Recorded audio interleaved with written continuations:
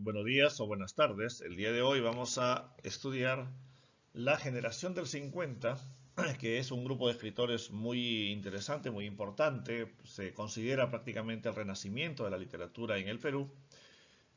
Y dentro de ellos a uno de los escritores más destacados de esta generación, a Julio Ramón Ribeiro, el gran cuentista del Perú. El contexto en el cual se desarrolla esta generación de escritores, de literatos, pues tiene que ver primero con el gobierno del general Manuel Odría. El gobierno del general Manuel Odría significó algo muy importante en el país, ¿no? Muchos lo consideran algo negativo porque fue una dictadura militar que se quedó 8 años en el poder, ¿no? Pero también se caracterizó por ser sumamente perseguidora de sus opositores, de tal manera que muchos escritores de esta generación del 50 fueron expulsados del país, fueron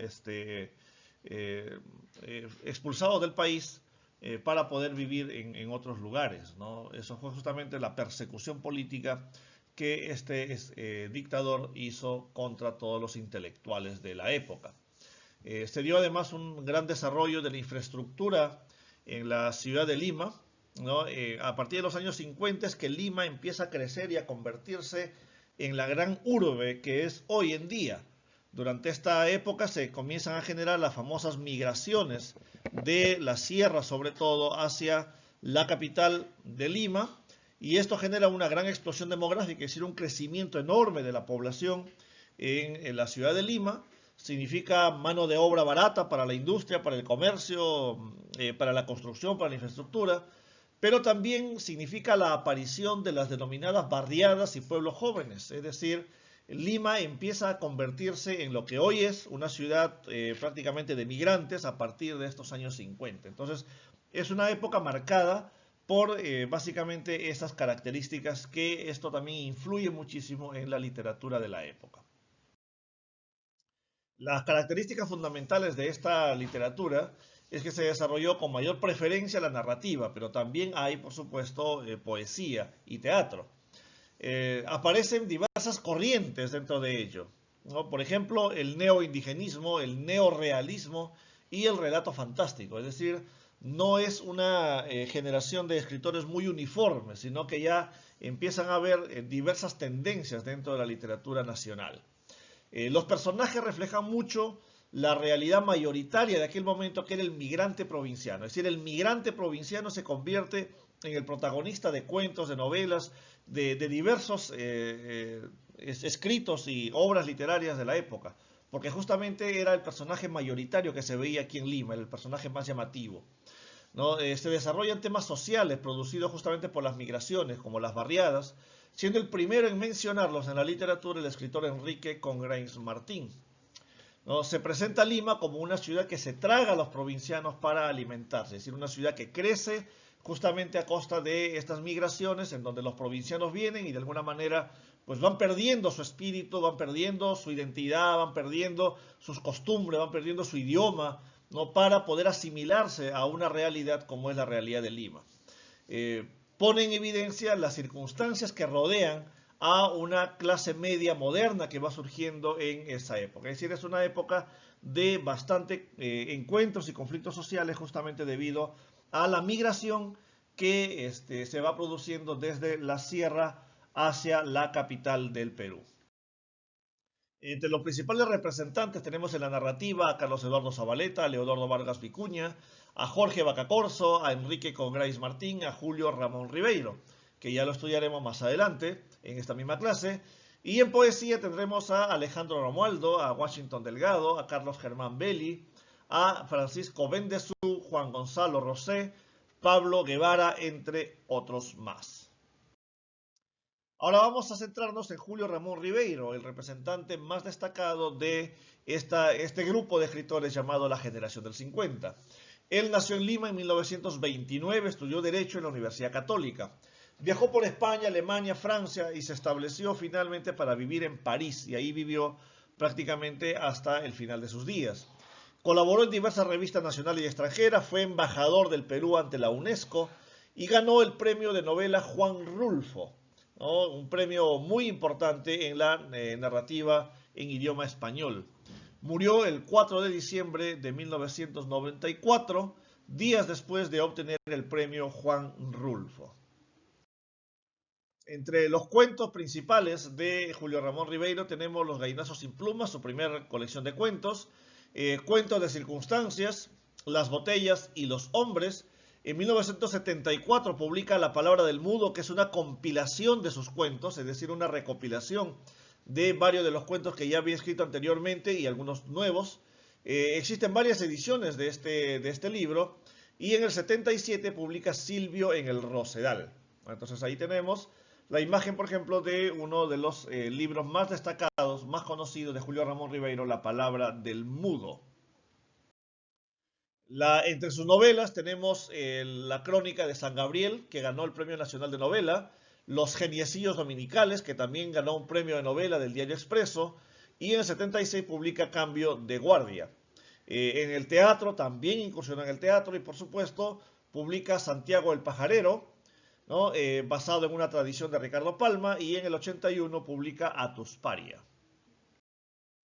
Las características fundamentales de la narrativa o la literatura de Julio Ramón Ribeiro tienen que ver con un relato lineal, es decir, el tiempo es sumamente lineal, no tiene mayores problemas, mayores viajes en el tiempo, recuerdos en el pasado, cosas de ese tipo, sino es bastante lineal su narrativa, fácil de entender por ello, ¿no? Su tema fundamental es la angustia y la frustración de los personajes.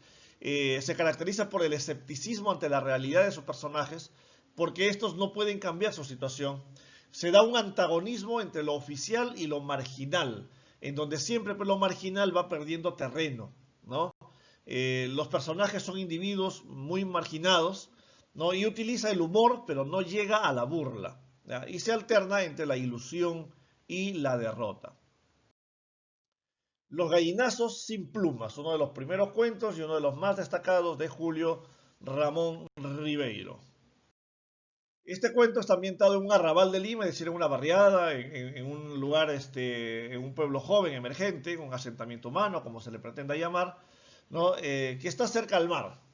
Los hermanos, Efraín y Enrique, son dos niños que viven con su abuelo, Don Santos, que a pesar de ser cojo, lisiado, pues es bastante despótico, los maltrata, los golpea mucho a los niños, ¿no? Él los obliga a levantarse temprano y los manda a que vayan a recoger basura para de esa manera alimentar al cerdo, porque él criaba un cerdo, un enorme cerdo llamado Pascual, ¿no? Entonces los niños tenían que levantarse todos los días bien madrugado para poder ir a recoger basura para alimentar al cerdo, ¿no?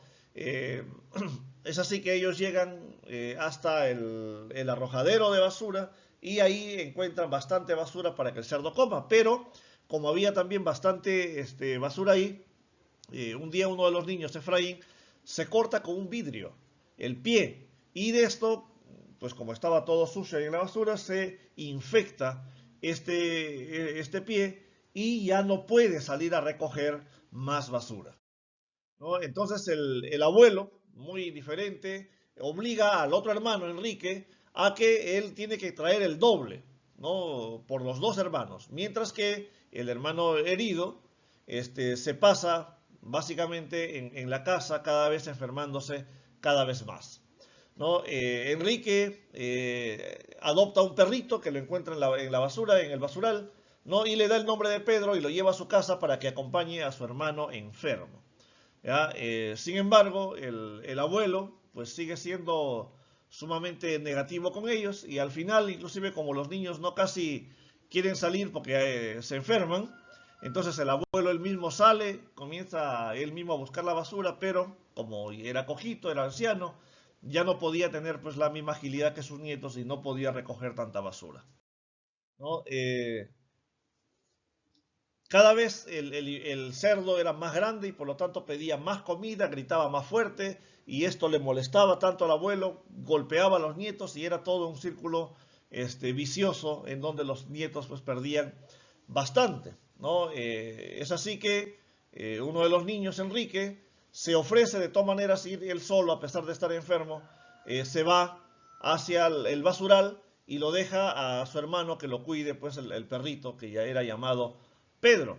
Sin embargo, cuando él regresa, se da cuenta que el abuelo Don Santos había matado al perro y lo había descuartizado y le estaba dando los pedazos del perro como alimento para que se lo coma el cerdo, ¿no? Entonces, frente a esa situación, el, el niño se pone sumamente, se revela de alguna manera contra su abuelo, ¿no? E inclusive llega a empujarlo al corral del cerdo, ¿no? Y luego, sencillamente, se va con su hermano, que estaba todavía enfermo, lo levanta en hombros y huyen los dos, mientras que en el corral el abuelo y el cerdo estaban peleando.